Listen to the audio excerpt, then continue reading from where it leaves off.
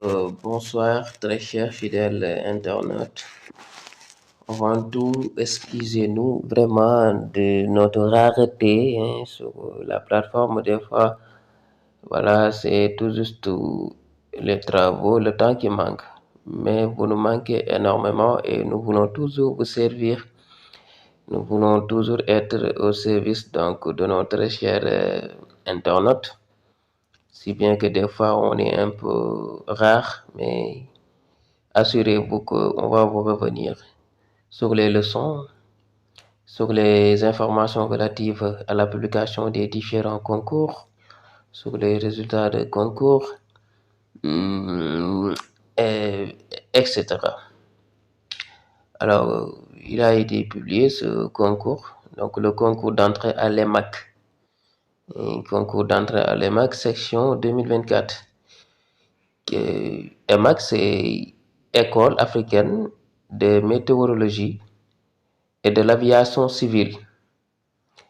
Donc, EMAC, c'est École africaine de la météorologie et de l'aviation civile.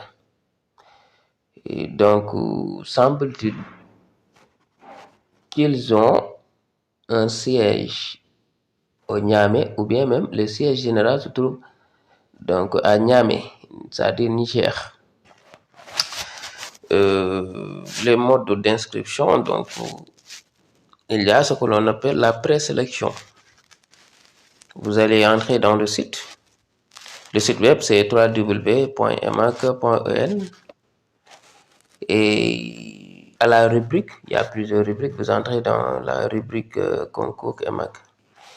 Et il faut bien lire les différentes informations, les consignes.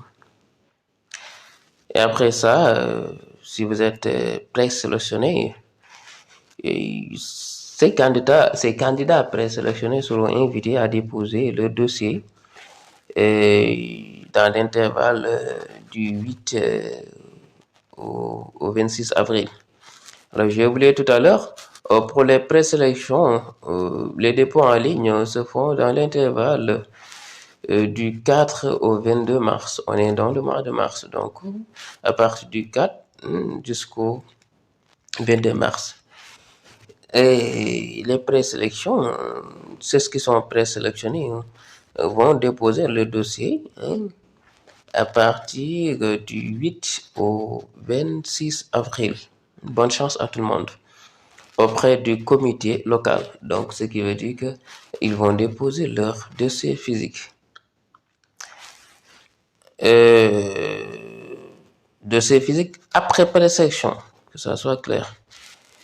Auprès du comité local du concours pour vérification de conformité. Donc, l'adresse à l'autorité de l'aviation civile. Il y a des conditions d'inscription pour s'inscrire. Donc, Azan Asekna, donc il y a les professionnels de l'aviation et de la météorologie. Il faut être titulaire d'un diplôme, avoir une validité donc, de deuxième année scientifique. Il y a beaucoup de diplômes similaires qui ont les mêmes degrés et diplômes qui sont reconnus en quelque sorte.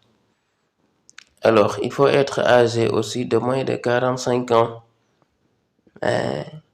au 1er janvier. Et avoir une ancienneté, c'est-à-dire se conformer aux dispositions en vigueur de l'organisme boursier. Et voilà, donc pour ceux qui ont besoin de la publication totale, si vous ne la trouvez pas dans l'internet, vous pouvez nous faire un email et on va vous envoyer ça. Je vous enverrai ça dans votre email. Et sur ce, bonne chance. Et attendez-nous pour d'autres publications, pour les concours, les cours, etc. Merci beaucoup. Et il faut s'abonner sur la chaîne et partager les vidéos.